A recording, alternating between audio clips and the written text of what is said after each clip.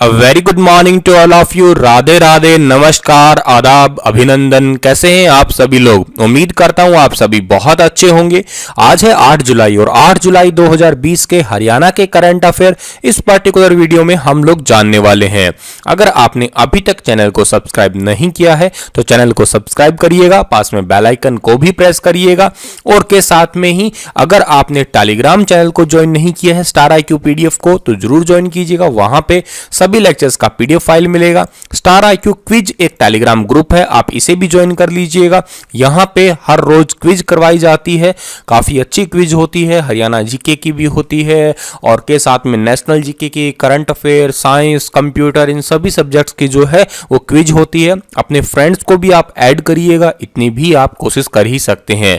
चलिए आगे बढ़ते हैं। कल मैंने आपसे क्वेश्चन पूछा था, उसका जवाब क्या है कि फतेहाबाद का प्रमुख रेलवे स्टेशन कौन सा है? तो फतेहाबाद का प्रमुख रेलवे स्टेशन जाखल है। बी ऑप्शन जो है इस क्वेश्चन का बिल्कुल ठीक रहेगा।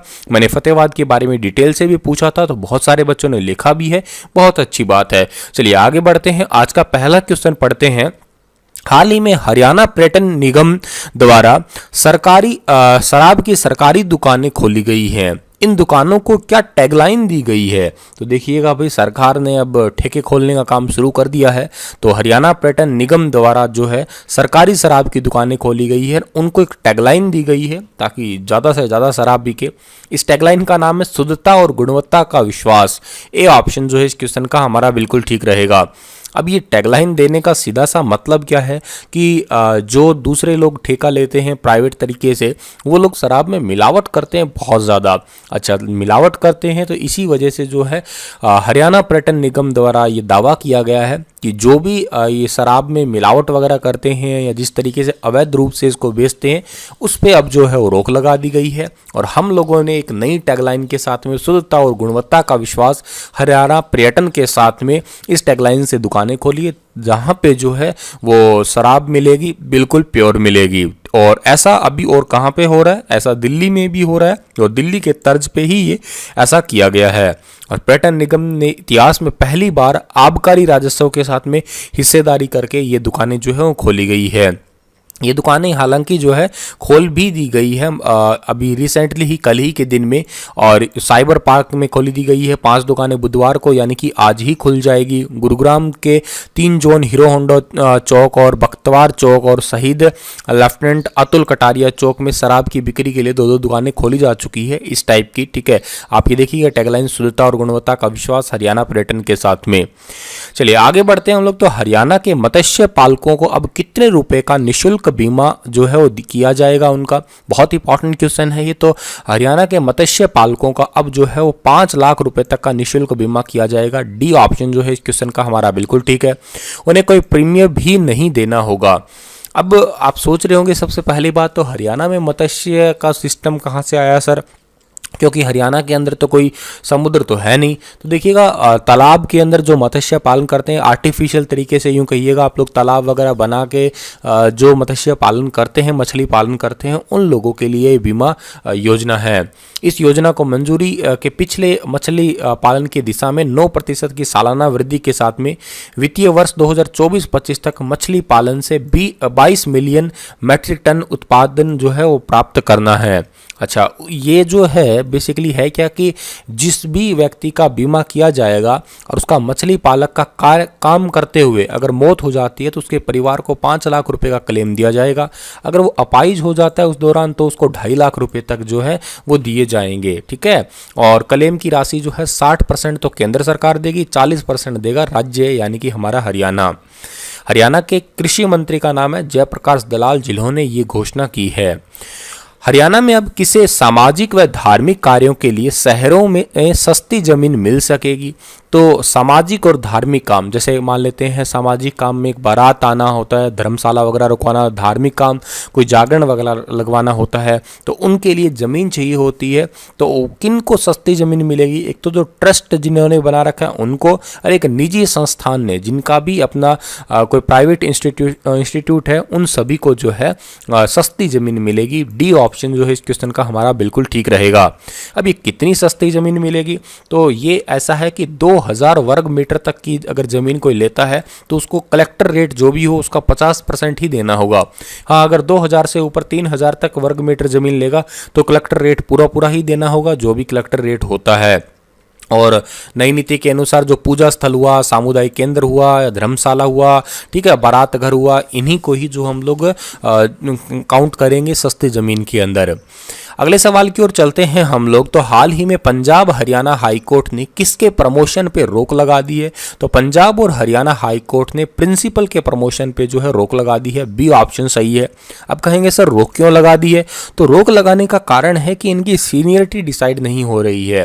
हरियाणा पंजाब हाई कोर्ट ने ये कहा है कि रोक लगाई जा रही है तब तक जब तक आप जो है इसके वरिष्ठता सूची तय नहीं कर लेते हैं, क्योंकि एक सीनियरिटी होती है, उसके बाद में रिटायरमेंट की भी तो उम्र होती है ना, ठीक है। तो ऐसे कोई मतलब मैक्सिमम एज वगैरह जो है अब तक डिसाइड है नहीं। इस चीज़ को डिसाइड किया जाए तब तक जो है इस पे रोक रहेगी, ठीक है। और 22 सितंबर तक जो है नोटिस जारी करके जवाब मांगा है हरियाणा सरकार द्वारा इससे। पंजाब हरियाणा हाई कोर्ट जो है इसकी स्थापना कब हुई है? 1966 में, और रविशंकर झा जो है इसके चीफ जस्टिस है। हाल ही में हरियाणा पंजाब हाई कोर्ट ने किस रोग से ग्रसित लोगों को तुरंत सहायता उपलब्ध करवाने के आदेश दिए हैं? देखिएगा, कोरोना वायरस के बाद में ना एक रोग सबसे ज़्यादा बढ़ गया है, उस रोग का नाम है मनोरोग। सी ऑप्शन सही है। जो साइकेट्रिस्ट होते हैं वो इसी को ठीक करते हैं बेसिकली। देखिएगा, आप लोगों ने एक नोटिस किया था थोड़ा टाइम पहले, सुशांत सिंह राजपूत ने आत्महत्या कर ली। हालांकि कुछ लोग कह रहे हैं कि उसका मर्डर हुआ है। खैर जो भी बात है, असल बात तो पुलिस वाले जाने या वो खुद ही जाने, वो तो दुनिया में नहीं रहे अब। लेकिन उनके बाद में ऐसा देखने को मिला है, मैं कल परसों न्यूज़ पढ़ रहा था, टिकटॉक स्टार है एक, उन्होंने भी आत्महत्या कर ली है। छोटी सी बच्ची ने आत्महत्या कर ली, किसी 15-16 साल के लड़के ने आत्महत्या कर ली पढ़ाई की वजह से, तो किसी ने जॉब की वजह से आत्महत्या कर ली। तो ऐसा हुआ है कि कोरोना वायरस की वजह से कईयों की नौकरी चली गई, कईयों के घर में जो है वो खाने के लिए अनाज कम पड़ गया। और अब ये बात आप मान भी सकते हैं, क्योंकि बेरोजगार हो गया तो एक मानसिक स्थिति तो आ ही जाती है जो खराब तो होती ही है।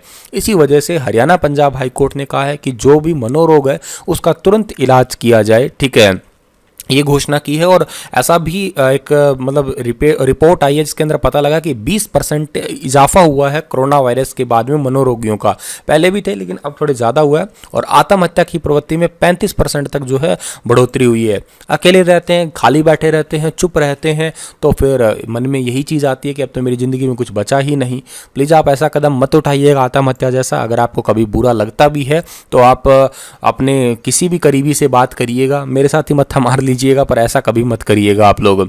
चलिएगा, हरियाणा में कितने सरकारी कर्मचारियों को अपग्रेड किया जाएगा? तो हरियाणा के अंदर 3 लाख सरकारी कर्मचारियों को अपग्रेड किया जाएगा। सी ऑप्शन जो है इस क्वेश्चन का हमारा बिल्कुल ठीक रहेगा। देखिएगा, अपग्रेड करने का मतलब क्या है? अपग्रेड करने का सीधा सा मतलब ये है कि अभी 3 साल तक जो काम कर रहे थे मान लेते हैं, या 4 साल तक काम कर रहे हैं, 5 साल तक कोई काम कर रहा है, तो जो पहले की नीति के आधार पे वो तो काम कर रहे हैं, नई टेक्नोलॉजी के साथ में तो ऐड हुए ही नहीं, अरे उसी काम को बार बार रिपीट करते जा रहे हैं। तो क्या है कि उनको रिफ्रेश किया जाएगा, समझिएगा आप लोग, उनको रिफ्रेश करके नई नीति सिखाई जाएगी, नए काम सिखाए जाएंगे। आज का दौर, अब मान लेते हैं कि जो 1992 के अंदर पुलिस कर्मचारी कोई लगा होगा, तो उनको अब जो है 2020 के नए रूल, नई टेक्नोलॉजी या नए डिवाइस उनका यूज़ करना, या उनको जो है उस तरीके से लेके आना, ये अभी उनको शायद नहीं इतना पता होगा। तो उनको ये चीज़ें सारी समझाने के लिए ही रिफ्रेश का एक कार्यक्रम है, समझिएगा। और 3 लाख कर्मचारियों को अपग्रेड किया जाएगा ताकि वो टाइम के साथ में जो है अपग्रेड हों और मानव संसाधन के साथ में या स्किलफुल हों, ताकि हर जगह उनका जो है आगे आने वाले टाइम में भी नए नए हथियार जैसे बंदूक वगैरह है या कुछ इलेक्ट्रॉनिक्स डिवाइस है, इन सभी का भी यूज़ किया जा सके। अगले सवाल की ओर चलते हैं हम लोग। तो हरियाणा में कारोबार को मजबूती प्रदान करने के लिए मंत्रिमंडल ने हाल ही में किस संशोधन को स्वीकृति दे दी है? तो कारोबार को थोड़ा सा बढ़ाने के लिए अभी हाल ही में हरियाणा उद्यम प्रोत्साहन संशोधन विधेयक 2020 यानी कि Haryana enterprises promotion amendment bill 2020 इसको मंजूरी दे दी है। बी ऑप्शन जो है इस क्वेश्चन का बिल्कुल ठीक है, ये बी होना चाहिए, ठीक है, माफ करिएगा, ये बी है, ये सी है और ये डी है। बी ऑप्शन को जो है ये मंजूरी दी गई है। इसमें बेसिकली होगा क्या कि जो भी राज्य के अंदर आपका बिजनेस है उसको रैंकिंग दी जाएगी। अब रैंकिंग देने से मतलब क्या हो जाएगा? रैंकिंग देने से मतलब ये हो जाएगा कि कोई भी नया इन्वेस्टर है बाहर की कंपनी, वो जल्दी से इन्वेस्ट कर देगा हरियाणा के अंदर। ये सबसे बड़ा एक पॉजिटिव फैक्ट पड़ेगा हरियाणा के अंदर, ठीक है। तो इस अधिनियम को जो मंजूरी दे दी, ऐसा नहीं है कि सभी को बराबर रखा जाएगा, उसके लेन देन के हिसाब से, उसके प्रोडक्शन के हिसाब से, इन चीज़ों के हिसाब से उनको रैंकिंग दी जाएगी, ठीक है। व्यापार प्रोत्साहन विभाग होगा ये, और राज्य की रैंकिंग में मूल्यांकन में हरियाणा संभावनाओं पर जो है वो सकारात्मक असर पड़ेगा, ताकि बाहर की कोई भी कंपनी जो है जल्दी से जल्दी हरियाणा के अंदर जो है निवेश कर सके। अब मान लीजिएगा, सिंपली आपको मैं कहता हूं कि हरियाणा के अंदर 10 बिजनेस है, 10 बिजनेस में से एक कोई बिजनेस ऐसा हो, कोई एक ऐसी कंपनी हो जिसकी रैंकिंग बहुत अच्छी हो, तो आप मतलब आपको चूज करने की दिक्कत ही नहीं होगी, आप जल्दी से जाके उसमें इन्वेस्ट कर सकते हैं, उसके साथ में मिल सकते हैं, काम कर सकते हैं। तो ऐसा प्रमोशन एंटरप्राइजेज अमेंडमेंट बिल 2020 है, उसके संशोधन को स्वीकृति दी है हरियाणा सरकार ने। अगला क्वेश्चन है, हाल ही में सरकार ने फैक्ट्री अधिनियम 1948 के कुछ प्रावधानों में छूट देने के लिए फैक्ट्री हरियाणा संशोधन अध्यादेश 2020 लाने को मंजूरी दी है। नए उद्योग पर यह अधिनियम कब तक लागू नहीं होगा? नए उद्योगों पे ये 3 साल तक जो है वो लागू नहीं होगा। बी ऑप्शन सही है इस क्वेश्चन का हमारा। जब एक फैक्ट्री लगती है नई, तो फैक्ट्री का मतलब है कि 10 लोग, 10 से ज़्यादा लोग एक साथ काम कर रहे हों, उसी जगह पे लगभग 12 महीने यानी कि 1 साल तक लगातार काम चल रहा हो, प्रोडक्शन हो रही हो, ठीक है। वो अधिनियम फैक्ट्री 1948 का अधिनियम है। अब क्या है, उनको फिर वो टैक्स देना पड़ता है, वो दायरे होते हैं, बिजली वगैरह का अलग से जो होता है, ये सारी चीज़ें उनके नियम होते हैं। लेकिन अब ये नए नियम जो है लगाए नहीं जाएंगे, ये वाले नियम किस पे? जिन्होंने भी नई अभी हाल ही में एमएसएमई के दौरान नई फैक्ट्री वगैरह खोली है। उसका कारण है ताकि आर्थिक संकट से उबर जाए और अधिक से अधिक जो है इसमें निवेश कर सके, क्योंकि नए नए लोग हैं, उन पे अगर आप लोग अभी से ही टैक्स वगैरह लगाना स्टार्ट कर देंगे तो फिर वो कैसे आगे उभर पाएंगे। तो रोजगार के ज़्यादा अवसर उपलब्ध हो सकेंगे और अर्थव्यवस्था अच्छे से चल सकेगी। इसी वजह से 3 साल तक कोई नए नियम इन पे नहीं लगेंगे, फैक्ट्री अधिनियम नहीं लगेगा। यही अधिनियम जो है चेंज किया गया है अभी। हरियाणा के किस जिले में ट्रांसफर स्टूल नामक डिवाइस का निर्माण किया गया है? तो हरियाणा के अंदर जो है ट्रांसफर स्टूल नामक डिवाइस का निर्माण रोहतक के अंदर किया गया है।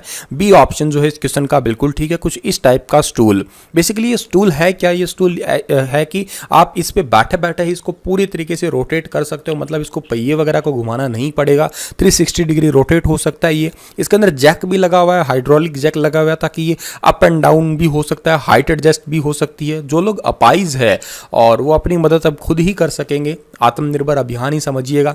रोहतक के इंजीनियर स्टूडेंट है एक अमन सिंगल, इन्होंने जो है इस ट्रांसफर स्टूल को बनाया है। इसके अंदर क्रैंक सिस्टम भी लगा हुआ है, बेड सीट, कुर्सी, कार सीट, वर्किंग टेबल, उसके हिसाब से जो है स्टूल की हाइट एडजस्ट हो सकती है। रोहतक का जिक्र हुआ है, इसकी स्थापना 1 नवंबर 1966 को हुई है। विधानसभा क्षेत्रों में रोहतक, कलानौर, महम और गढ़ी सांपला का नाम आता है। उपनामों में हरियाणा की शुगर सिटी, हरियाणा की फिल्म सिटी, एजुकेशन हब का नाम आता है। उद्योगों में अमूल डेयरी उत्पाद उद्योग, एशियन पेंट उद्योग और चीनी उद्योग महम का नाम आता है। अगला हमारा क्वेश्चन है, हाल ही में साइबर पार्क साइबर सिटी के लिए लाइसेंस फीस की दर को कितने गुना बढ़ा दिया गया है? तो cyber park cyber city licence fees जो है उसको 4 गुना तक बढ़ा दिया गया है। सी ऑप्शन सही रहेगा इस क्वेश्चन का हमारा। साइबर सिटी परियोजनाओं का विकास वर्क लिव प्ले अवधारणा पे जो है वो किया जाएगा, जिसमें आईटी पार्क जो है, आईटी घटक जो है 66% है, वाणिज्यिक है आपका 5 से 8% है, आवासीय 22% है और मनोरंजन पार्क जो है 4% अनुमोदित किया गया है। और ये जो फीस है आपकी, इससे फीस जो है संबंधित कार्य के अंदर जो है क्षेत्र के अंदर उपयोग की जाएगी, जो बढ़ाई हुई फीस है ये। और साथ के साथ शहरों के अंदर जो है कॉलोनियों को भी बढ़ाया जाएगा, ठीक है जी। और अगले सवाल की ओर चलते हैं हम लोग। आप लोगों के लिए सवाल पूछ लेते हैं कि क्वेश्चन ऑफ द डे क्या है आज का आपके लिए। कुरुक्षेत्र जिले में भौर सोदान किस जीव का प्रजनन केंद्र है? ये इंपॉर्टेंट सवाल है, काफ़ी पेपरों में आ भी चुका है। कुरुक्षेत्र जिले के अंदर मछली का है या अश्व का है या गिद्ध का है या मगरमच्छ का है? बताइए डिटेल से, कुरुक्षेत्र के बारे में डिटेल से बताइए, जैसे कल फतेहाबाद के बारे में बताया था। और जिस भी जीव का है ये उसका साइंटिफिक नेम भी बताइएगा आप लोग। चलिएगा, इसी के साथ ये लेक्चर समाप्त होता है। आशा करता हूँ चीज़ें समझ आई होंगी आपको। कल फिर हाजिर होऊंगा लेटेस्ट अपडेट के साथ में। तब तक के लिए आप हंसते रहिए, मुस्कुराते रहिए। धन्यवाद।